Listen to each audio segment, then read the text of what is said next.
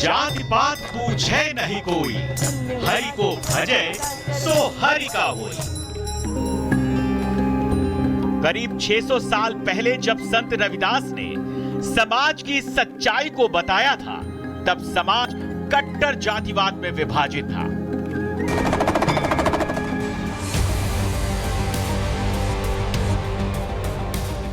छह सदियां बीत गईं, लेकिन समाज का न दस्तूर बदला, न रवायत, न ही मिजाज। संविधान को बने भी 75 साल हो गए, लेकिन अभी भी सियासत की हथेली पर रंग तभी आता है जब उस पर जातिवाद की मेहंदी लगती है।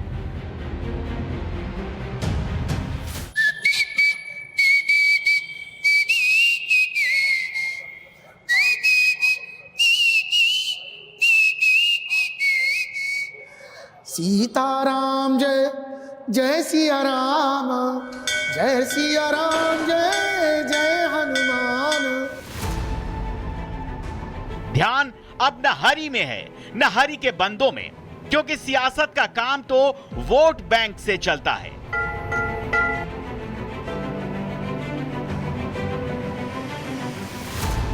और यूपी की सियासी बैटल का एपिसेंटर इस वक्त बना है इटावा। कहावत तो यह भी है कि गए थे हरि भजन को और ओटन लगे कपास।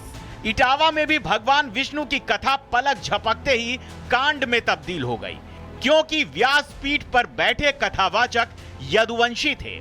जाति की यही पहचान 2027 की पॉलिटिकल पिच बन गई।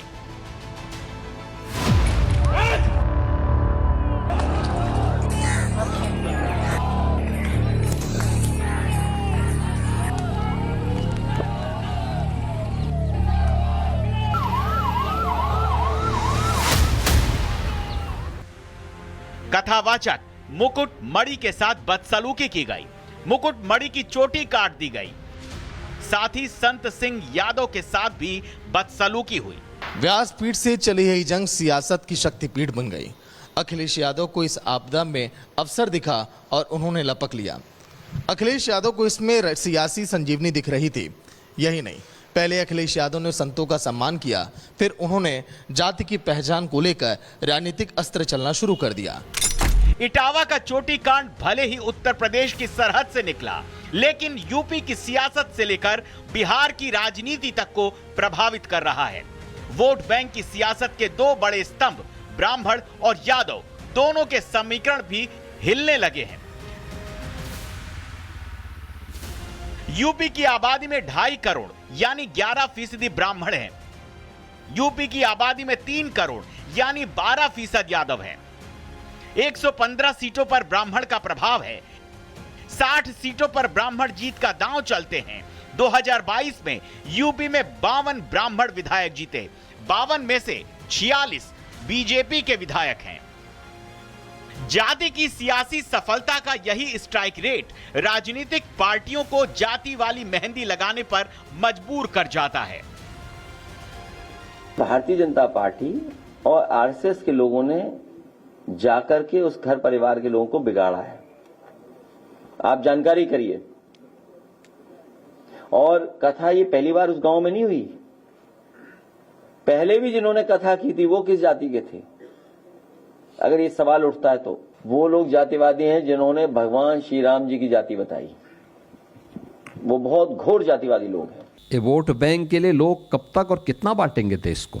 अब ये लोग जाति के नाम पर बांटने का काम कर रहे हैं जगह जगह जाकर के। मैं तो बार बार इस बात को कहता हूं कि बटोगे तो कटोगे,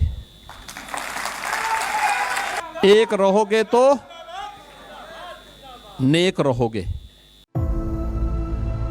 यूपी सरकार ने मामले की गंभीरता को समझते हुए एक्शन शुरू किया, लेकिन साहब ये तो राजनीति के चिराग से निकला जातिवाद का जिन्न था, जो जल्द चिराग में वापस नहीं जाता। खबरें फैली तो चोटी कांड का असर कई जिलों और राज्यों में दिखने लगा। मारपीट की कई घटनाओं की तस्वीरें सामने आई और बिहार में ब्राह्मण तक बैन कर दिए गए।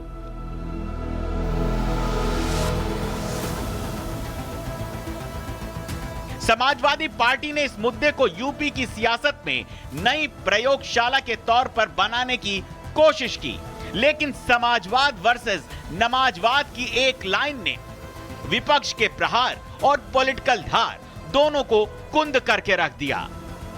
गरीब और मजलूम मुस्लिम के हक के साथ नहीं खड़े हैं, जिसके साथ समाजवाद को खड़ा होना चाहिए। ये चंद मुट्ठी भर सरमाएदारों के हक के साथ खड़े हैं, जो कि मजहब का नाम लेकर उनका शोषण करना चाहते हैं। इसलिए राजद और सपा का समाजवाद कतई समाजवाद नहीं कहा जा सकता, जिसे आजकल सोशल मीडिया में इस प्रकार का एक वर्ड यूज होता है कि नमाजवाद कहा जाए तो अतिशयोक्ति न होगी।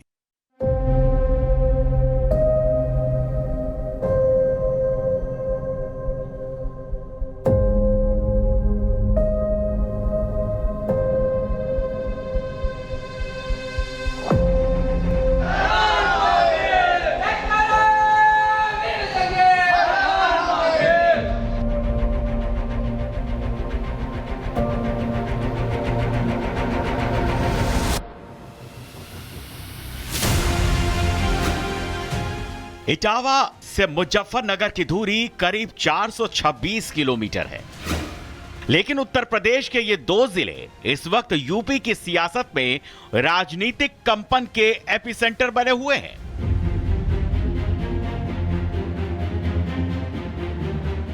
दो 2027 के सियासी मिशन को देखते हुए जहां इटावा में पहले जाति की हांडी को चुनावी आंच पर चढ़ाया गया, तो सावन का महीना आने से पहले ही मुजफ्फरनगर में कांवड़ यात्रा पर पॉलिटिकल मानसून की सियासी बारिश शुरू हो गई और देखते ही देखते मुजफ्फरनगर पॉलिटिकल लैबोरेटरी में तब्दील हो गया।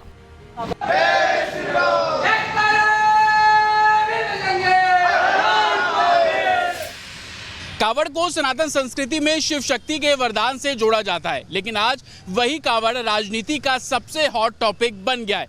पवित्रता की जांच और ढाबों के नाम की पहचान ने कावड़ को शुभ संयोग की जगह क्रियात्मक प्रयोग बना दिया है और शुरू हो गया एक नया पॉलिटिकल ड्रामा, जिसकी स्क्रिप्ट में विवाद, अपवाद और आतंकवाद तक को सम्मिलित कर लिया है। सनातन सृष्टि में कांवड़ संतुलन का प्रतीक है, लेकिन कांवड़ की यात्रा को पॉलिटिकल स्टंट बनाकर असंतुलित करने की कोशिश की गई।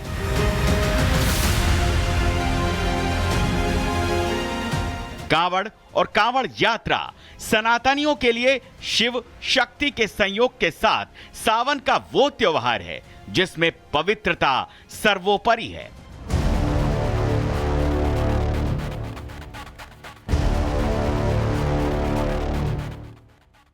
और कांवड़ यात्रा में शिव भक्त मां गंगा का जल कंधों पर लाद कर लाते हैं, शिवालयों में चढ़ाते हैं। मुजफ्फरनगर और सहारनपुर जैसे जिले यूपी को उत्तराखंड से जोड़ते हैं और इन्हीं रास्तों से होकर कांवड़ यात्री जल लाते हैं। यात्रा लंबी होती है क्योंकि पैदल तय की जाती है। ऐसे में खाने पीने का सहारा वो ढाबे बनते हैं जो रास्ते में बने हैं।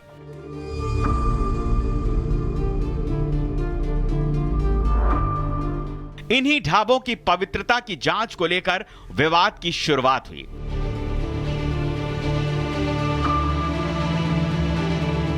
पिछले साल इन्हीं ढाबों की पहचान और असली नाम पर विवाद हुआ था, जो सुप्रीम कोर्ट पहुंचा था। लेकिन इस बार विवाद में आतंकवाद और पहलगाम तक की घटनाओं को उछाल दिया गया। खाद्य पदार्थ की दुकान चलाएं, चाहे वो हिंदू हो या मुसलमान हो, हमें इस बात से कोई लेना देना नहीं, लेकिन लेना देना इस बात से है कि चाहे हिंदू हो दुकान चलाने वाले या मुसलमान हो, वे अपना नाम लिखें।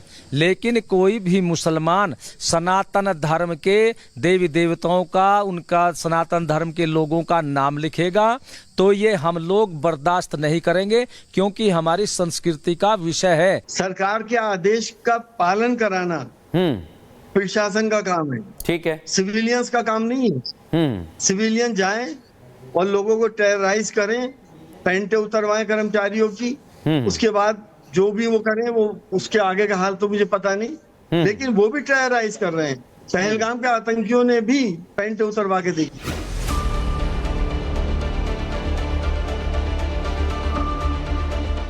कांवड़ यात्रा सियासी प्रयोग की प्रयोगशाला इसलिए बनती है क्योंकि ये जिस रास्ते से गुजरती है वहां की डेमोग्राफी इसे अहम बनाती है। मुजफ्फरनगर और सहारनपुर अहम जिले हैं। दोनों जिलों में मुस्लिम हिंदू आबादी लगभग बराबरी पर है।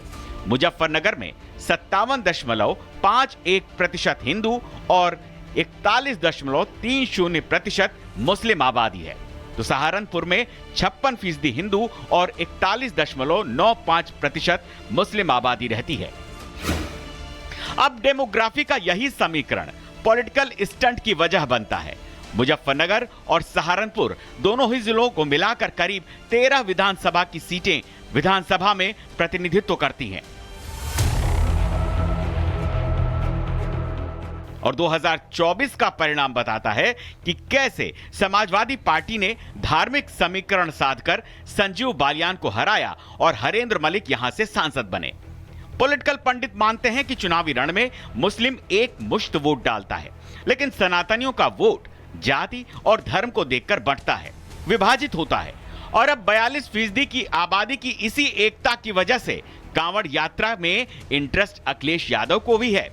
कभी मुरादाबाद से सांसद रहे एसटी हसन को भी है और हैदराबाद से अपनी सियासी जमीन बनाने वाले असदुद्दीन ओवैसी को भी है, क्योंकि मुजफ्फरनगर और सहारनपुर से निकला संदेश पूरे देश में चुनाव जीतने का नया फॉर्मूला तय कर सकता है। और ये चाबी हर किसी को हासिल करनी है। बिहार में तो बरसों तक लालू यादव इसी फॉर्मूले पर राज करते रहे, वरना जो कांवड़ सनातन में दो घड़ों के साथ संतुलन का प्रतीक स्थापित करती है, वो विपक्ष के लिए सियासत में केवल एक पक्ष की पैरोकार कैसे बन जाती है? इसका जवाब उसी विवाद, तनाव, संघर्ष और नफरत से होते हुए रास्ते पर मिलता है जिसमें पवित्रता की जांच करने वाला सनातनी एसटी हसन को पहलगाम वाला आतंकी दिखता है।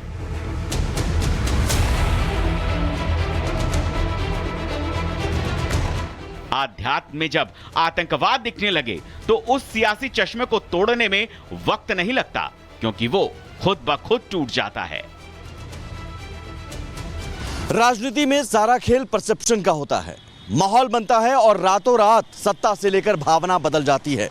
इसलिए कांवड़ यात्रा विवाद और चोटी कांड के जरिए सामाजिक ताने बाने में नफरती ठूंठ डालने की कोशिश हो रही है, जिससे कि टारगेट पर बहुसंख्यक सनातनी रहे और उनमें विभाजन के जरिए सत्ता पर काबिज हुआ जा सके। वरना जिस समाज में बराबर की साझेदारी की बात होती हो, वहां किसी को क्यों ये सोचना पड़ता है कि क्या खाएं, कहां से खाएं। गंगा जमनी तहजीब तो ये होती कि कांवड़ यात्रा रूट पर सब कुछ शीशे की तरह साफ होता।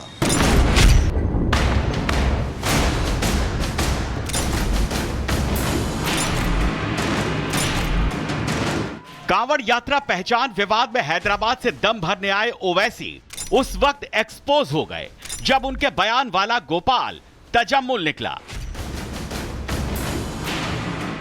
तजम्मुल अपनी पहचान छिपाकर ढाबे में काम कर रहा था। तजम्मुल का आधार कार्ड चीख चीख कर कह रहा है, पहचान की गवाही दे रहा है। और असदुद्दीन ओवैसी ने इसी गोपाल का नाम लेकर बताया था कि उसकी पैंट उतार कर पहचान की गई थी, जिसको एसटी हसन ने पहलगाम वाले आतंकी हमले से जोड़कर कांवड़ यात्रा को आतंकवादी घटना से कोरिलेट करने की गुस्ताखी की थी। अब सवाल उठता है कि आखिर सियासी प्रयोगशाला में बहुसंख्यक सनातनी ही टारगेट पर क्यों रहता है? तो इसका जवाब है तुष्टीकरण, जिससे मुस्लिम वोट बैंक इंटैक्ट रहे और बहुसंख्यक वोट बैंक को जाति के नाम पर तोड़कर सत्ता की सीढ़ी हासिल की जा सके। अब 2014 से 2024 तक के लोकसभा चुनाव को देखें तो 2014 में 8.5% मुसलमान वोट बीजेपी को मिले, 2019 में 9% मुस्लिम वोट बीजेपी को मिले, 2024 में 8% मुस्लिम वोट बीजेपी को मिले। 2024 में बीजेपी को 1% मुस्लिम वोट का नुकसान हुआ, लेकिन खतरा यह नहीं है, खतरा था यूपी में हुए उपचुनावों का। उपचुनाव में बीजेपी ने वो सीटें भी हासिल की जहां मुस्लिम बहुसंख्यक थे। 65% मुस्लिम वोटर आबादी वाली कुंदर की सीट जीतकर बीजेपी ने बड़ा डेंट मारा। और इसी चक्रव्यूह और मुस्लिम मोहपाश को तोड़ने के लिए सनातनियों को टारगेट पर लिया जा रहा है, क्योंकि वो बड़ा वोट बैंक है। नफरत फैलाने की साजिश होती है, डर और भय का माहौल बनाने की कोशिश की जाती है। हिंदुओं को टारगेट इसलिए किया जाता है कि हिंदू सहिष्णु है, दयालु है, उसके अंदर मानवता है, वो सहन करता है, उस पर चाहे किसी भी टिप्पणी करी जाए वो कभी प्रतिकार नहीं करता। और जो दूसरा पक्ष है उन पर इनकी कहने की हिम्मत नहीं है, चाहे वह भारत के अंदर कितनी भी गुंडागर्दी करे, कुछ भी करे, उनकी कोई चर्चा नहीं होती। अखिलेश यादव ने सियासत की दिशा तो दक्षिणा तक पर मोड़ दी, जिससे पॉलिटिकल सिनेरियो में नया चैप्टर ही खुल गया। कई कथावाचक हैं जो 50 लाख रुपए लेते हैं। कोई किसी की हैसियत है कि धीरेन्द्र शास्त्री को बुला ले अपने घर कथा के लिए? कोई अंडर टेबल लेगा वो बाबा पैसे? आप पता करवा लीजिए, अंडर टेबल नहीं लेते हैं वो धीरेन्द्र शास्त्री क्या? हम भैया राजनीति पे कोई बयान देते नहीं, कोई हम पर यदि देता रहे, भगवान की इच्छा मान लेते हैं, हनुमान जी की इच्छा है, हम तो अपना कार्य सतत करते रहते हैं। सबके अपने अपने विचार हैं, जो जैसा जाकी रही भावना जैसी, प्रभु ने तो देखी तीन तरह। अब सियासत की तस्वीर में हर रंग भरे जा रहे हैं। सत्ता के पास जाने के लिए जिसे जो रंग अच्छा लग रहा है वो उसका इस्तेमाल कर रहा है, लेकिन जनता पूरी तस्वीर गौर से देख रही है और समझ रही है कि 27 के मिशन पर काबिज किसे करना है। Bureau report, Republic Bharat.